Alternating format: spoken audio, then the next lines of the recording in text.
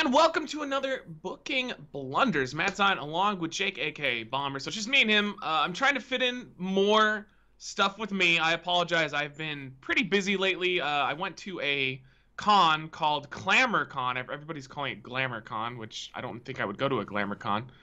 So I've missed quite a bit of job radios. We've also been trying to get Twitch up and running, which has been pretty good. It's been helping supplement the income and whatnot since the adpocalypse has happened on YouTube. But I wanted to get some stuff in here, so me and Jake are gonna do the Booking Blunders thing. Now, the way this thing works is we essentially just pick a topic at hand or whatever with WWE, any kind of wrestling, and kind of pick apart, either agree or disagree. I'm always gonna be disagreeing with it because it's basically my segment. But the one I figured we'd talk about first here is Chris Jericho. Their handling of Jericho switching from Raw to SmackDown, I did not like at all. How did you feel about it?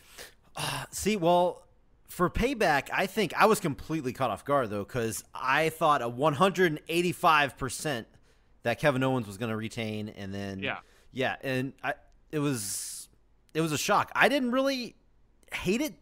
I didn't really like it. It was kind of just one of those things like, wow, they got one over on me.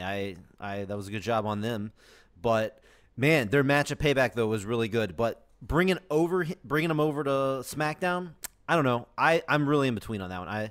I can see the pros, I can see the cons, but I'm kind of in between on that one though. So you said you didn't like it. Well, I said their match was great, by the way. Like their match was better than WrestleMania, because I actually was let down just a little bit by the WrestleMania match, because I think the only thing anybody's going to remember from that is the finger on the ropes. Exactly. Yeah. That's it. They even played into it on this. They knew that was like the best spot. But this match, overall, this was a much more memorable match, but both of them were good matches either way. My problem wasn't that they put Jericho on SmackDown, it's how they put him on SmackDown. Like, why didn't they just fucking draft him to SmackDown? Like, why did they have to, once again, whore out a title? Which I guess this goes into a bigger booking blunder. They are WCWing all the titles right now, like to the point where it's getting ridiculous. They were doing it just strictly to the women's titles. Yeah. But now it's like, well, we want to get Jericho on SmackDown. So my guess is they probably didn't pre-plan. They just were like, well, it seems like SmackDown is a little uneven, which is definitely the case. I mean, SmackDown got destroyed in that draft. They only really have a few people where Raw is kind of stacked.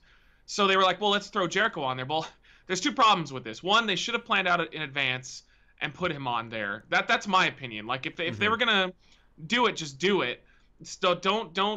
Basically, they killed Owens' momentum, in my opinion, because he was starting to really catch on as the champ, and then he loses it, and like you can only lose the title once and have it be super effective. You can't just give it back to him.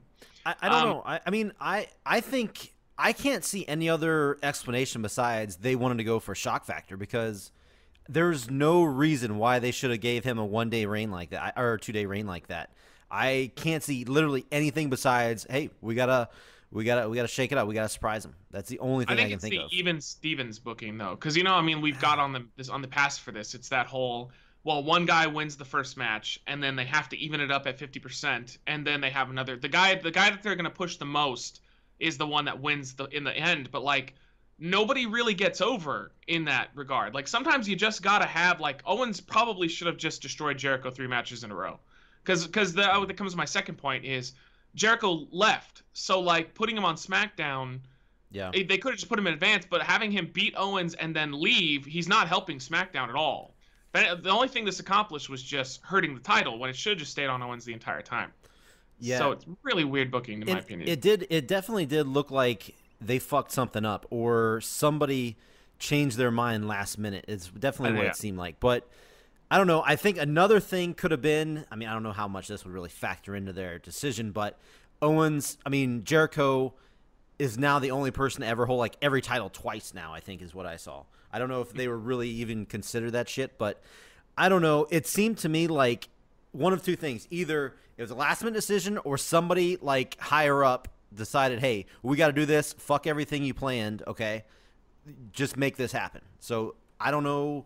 Somewhere it looked like something got misconstrued somewhere, and we got what we got, and it came off a little sloppy, because it just came off like, hey, we fucked up, we're just gonna throw Jericho over on SmackDown just so we can give the title back, because it seemed like there was never an intention on him ever winning the title back at Payback until last minute. So I don't know. And then also though, it raises another thing that annoys me is that when they did the brand split, it was like, well, if you have a title and you get drafted to a show, you take the title with you. That's the way they did it. Now they're like, oh, well, everything's locked in place. So if you win a title from the other brand, well, you just go to the other brand. That doesn't make any sense. Like that doesn't fit in. That doesn't fit in with what they've already told us the way the titles work. The titles go with the wrestler wherever they go. And now it's like, oh, well, wait a minute. No. Jericho, all of a sudden we've invented this like booking inconsistency where Jericho goes to SmackDown because he won a SmackDown title. Like what?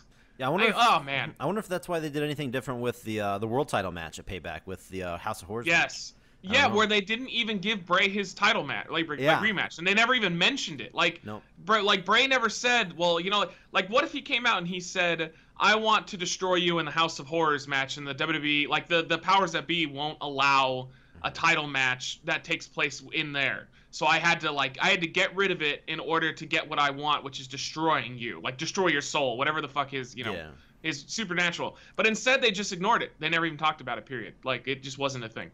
It's just like, Yeah, that could have been another booking blunders by itself, the whole It could. I'm not going to bother though, because that entire feud is one of the biggest booking blunders they've ever done. So I was not a fan of it overall in general. But a big letdown though too, and it wasn't even and it wasn't even Randy Orton's fault either. I mean, it wasn't Bray's fault. It was it was just. It was the WWE booking as a whole that was a fault, because both those guys are awesome. But by the way, this will probably date this a little bit for anybody watching later on. But did you see Orton's little rant about high flyers on Twitter? I did not know. I think it's aimed at the Young Bucks, because he threw up like a little picture with some text from his phone and talking about how while all the people doing 20 super kicks can keep doing their stupid little flips, and he's gonna keep like selling out large buildings while they sell out bingo halls and stuff. It was amusing. I replied with I'm surprised he didn't dislocate his shoulder while he was typing that. Nice. There you go. Yeah. Maybe he doesn't do flips because his arms are made of jelly. Because that's why I didn't do flips. So, yeah. Oh, God. Randy Orton. But yeah, either way, booking blunders. I'm curious though, for everybody in the comments, what are your guys' thoughts on? Did you like how they handled it? Did you like the fact that when Owens was defeated by Jericho, it kind of came out of nowhere and it got a good pop and everything? But like, it did. Was there a way that you think that they could have handled it better? I'm curious to see the fans' interaction on this. What about you? I thought you were going to do like an outro yourself. Oh, no, I thought you were going to wrap it up there.